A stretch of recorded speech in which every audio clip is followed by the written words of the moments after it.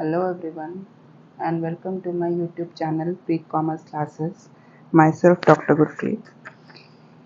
आज का हमारा रेशियो एनालिसिस का नेक्स्ट वीडियो है turnover, performance and activity ratio. इसके हम आज दो रेशियोज डिस्कस करेंगे। सबसे पहले है इन्वेंट्री और स्टॉक टर्नओवर रेशियो। अब इसका बेसिकली हम लोग सबसे पहले फॉर्मूला देखते हैं। इसका फॉर्मूला होता है cost of goods sold divided by average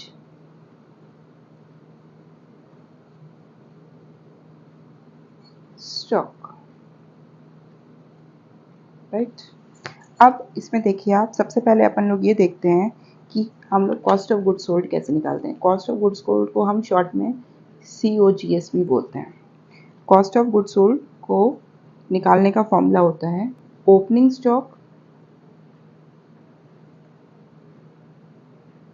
plus purchases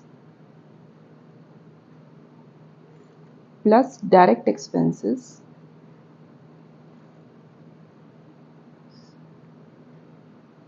minus closing stock. इसका मतलब क्या हुआ, आपने जो स्टॉक खरीदा है बिजनेस स्टार्ट करने के लिए वो, प्लस जो भी आपका स्टॉक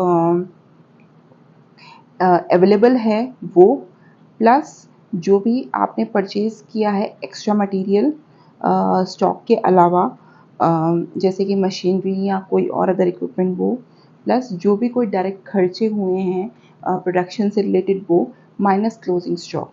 अगर कोई स्टॉक बच चुका है तो उसको हम लोग डिडक्ट कर देंगे।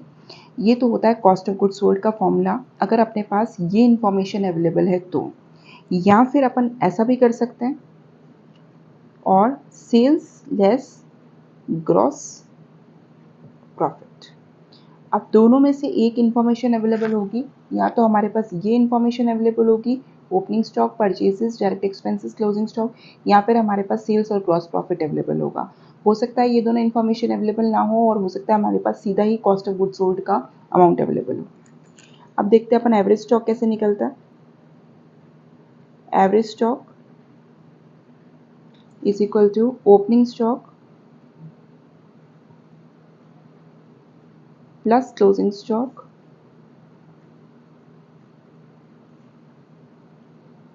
Divided by 2। आपके स्टार्टिंग में अवेलेबल कितना स्टॉक बचा है, दोनों को ऐड किया, डिवाइडेड बाय 2। ये दो तरीके हैं cost of goods sold sale calculate करने के, और ये एक फॉर्मूला है एवरेज स्टॉक निकालने का, जहाँ पर आपको ओपनिंग और क्लोजिंग दे रखे होंगे और आपको डिवाइड बाय 2 करके एवरेज स्टॉक निकालना है। इन दोनों की वैल्यूज़ को हम लोग डिवाइड कर देंगे और हमारे पास आंसर आ जाएगा। एक चीज़ इसमें ध्यान रखना है आपको, स्टॉक का मतलब इन्वेंट्री भी कहते हैं हम लोग, ओपनिंग इन्वेंट्री या क्लोजिंग इन्वेंट्री भी हम लोग कह सकते हैं, तो आप इससे कंफ्यूज मत होइएगा। स्टॉक भी लिखा हो सकता है क्वेश्चन में और इन्वेंट्री भी। आइए अब अपन एक क्वेश्चन देखते हैं। From the following information obtained from the books of Kundan limited calculate inventory turnover ratio. Information है अपने पास, opening inventory 5 lakh, closing inventory 7 lakh, जिसे हम स्टॉक भी कहते हैं। रेवेन्यू फ्रॉम ऑपरेशन मतलब हमें कितनी इनकम हुई है, जो है हमारे पास कितनी सेल्स हुई हैं वो है 50 लाख, और ग्रॉस प्रॉफिट है अपने पास 10 लाख। अब आइए अपन कैलकुलेट करते हैं इसको। सबसे पहले हम लोग क्या करेंगे, इसके अंदर एवरेज स्टॉक निकालते हैं।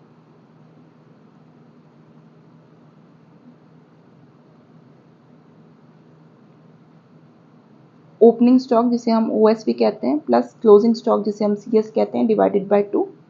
ओपनिंग स्टॉक अपने पास कितना है, क्लोजिंग स्टॉक अपने पास कितना है, डिवाइडेड बाय 2। ये कितना हो गया अपने पास, divided by 12 lakh divided by 2। ये कितना हो गया, 6 लाख। अब आइए अपन देखते हैं कि हम लोग कॉस्ट ऑफ गुड्स सोल्ड कैसे कैलकुलेट करेंगे। यहाँ पर अपने पास सेल्स दे रखी है, इनकम दे रखी है और ग्रॉस प्रॉफिट दे रखा है। तो हमारे पास ये वाला फॉर्मूला जो है अपना सेकेंड फॉर्मूला ये लगेगा, sales less gross profit, GPP कहते हैं इसे हम। COGS cost of good sold हो गया। सेल्स कितनी है अपने पास 50 लाख, ग्रॉस प्रॉफिट अपने पास कितना है 10 लाख,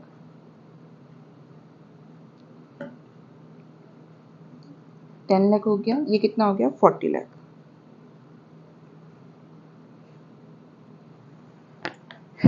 अब अपने पास जो है 40 लाख तो अपने पास है COGS और 6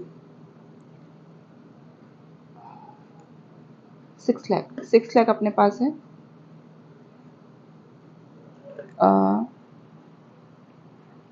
ये जो एवरेज स्टॉक है। अब इसको अपन डिवाइड करेंगे तो अब अपने पास क्या होगा 40 डिवाइड बाई 6 एक्चुअल में हो जाएगा 50 से 50 कैंसिल हो जाएंगे तो ये हो जाएगा 6.67 टाइम्स। इस तरीके से हम लोग एवरेज स्टॉक और cost of goods sold calculate करके उसके बाद हम लोग ये निकालते हैं stock turnover ratio is equal to stock turnover ratio is equal to 6.67 times, right. तो इस तरीके से हम लोग इन्वेंट्री टर्नओवर या स्टॉक टर्नओवर रेशियो कैलकुलेट करते हैं। आगे हम लोग देखते हैं वर्किंग कैपिटल टर्नओवर रेशियो हम लोग कैसे निकालेंगे। सबसे पहले हम लोग इसका फॉर्मूला देख लेते हैं। वर्किंग कैपिटल का फॉर्मूला क्या होता है, वर्किंग कैपिटल टर्नओवर रेशियो का net sales divided by working capital,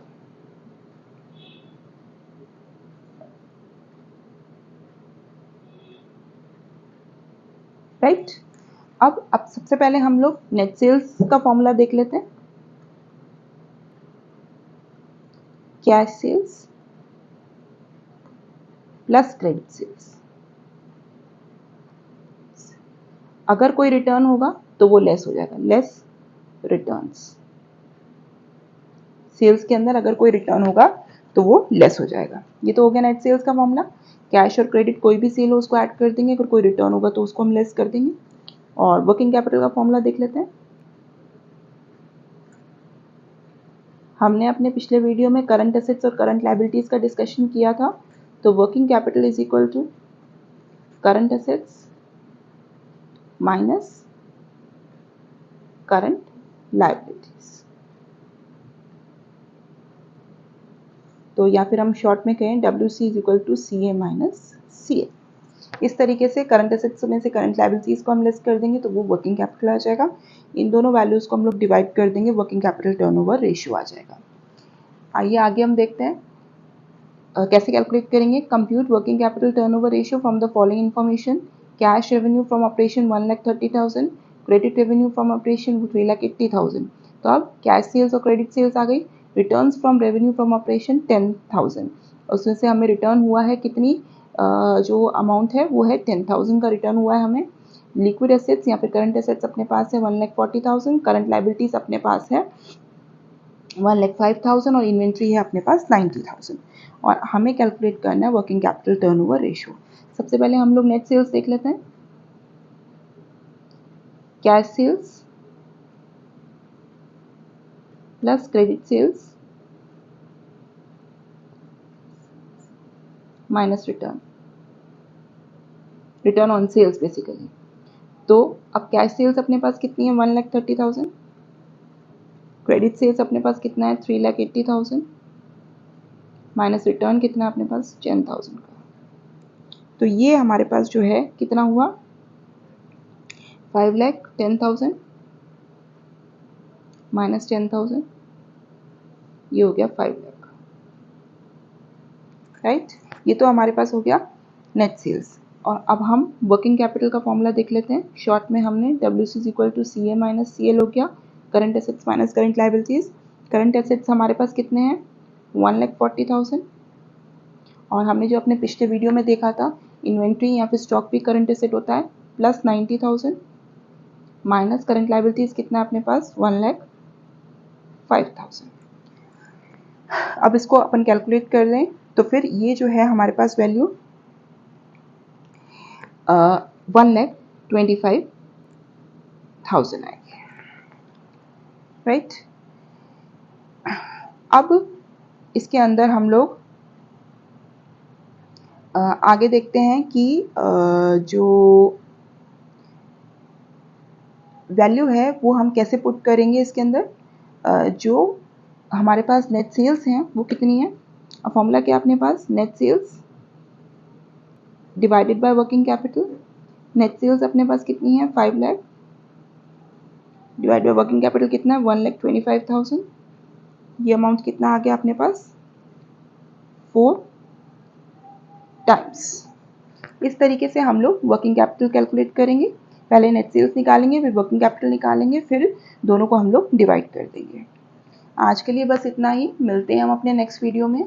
अगर आपको मेरा ये वीडियो पसंद आया हो तो लाइक शेयर सब्सक्राइब ज़रूर कीजिएगा। बेल आइकन पर क्लिक करना ना भूलें, जिससे कि आपको हमारे नए से नए वीडियोस मिलते रहें। और आपको कोई भी क्वेरी हो इस टॉपिक से रिलेटेड तो मुझे कमेंट बॉक्स में कमेंट करना ना भूलिएगा। हम अपने नेक्स्ट वीडियो में इसी से ही रिलेटेड और इश्यूज करेंगे। Thank you.